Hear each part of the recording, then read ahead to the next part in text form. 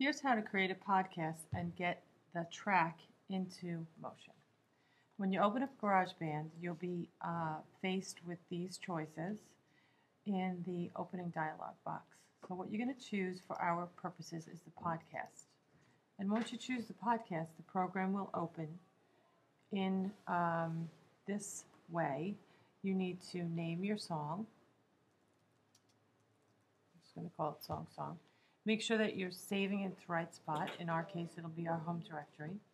And then you're just going to create the podcast that way. Once the podcast opens, you're going to save it.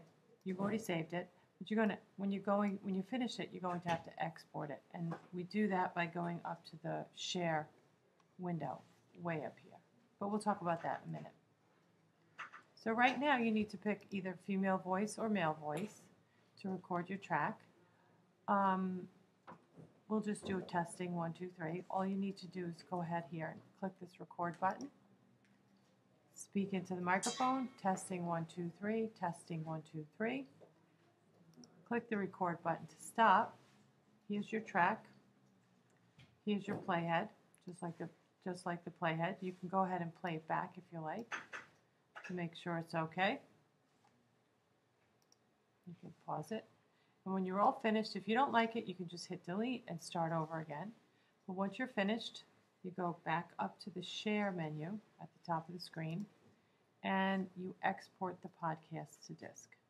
You don't save it because what we want to do is actually create a separate file, an MP3 file, not ACC, and you go ahead and click export.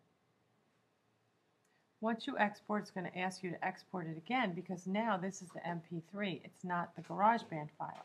The file you saved before is a GarageBand file, not an MP3. This way, we save the MP3 because that's what we're going to open in GarageBand.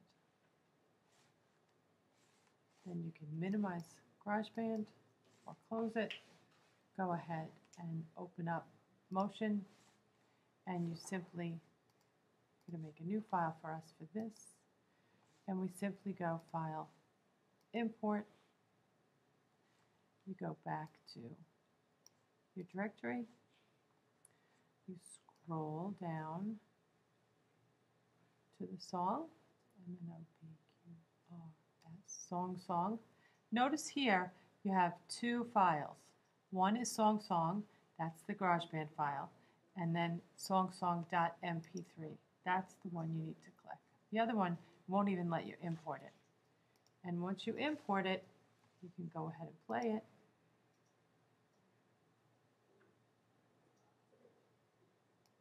Okay. And of course, in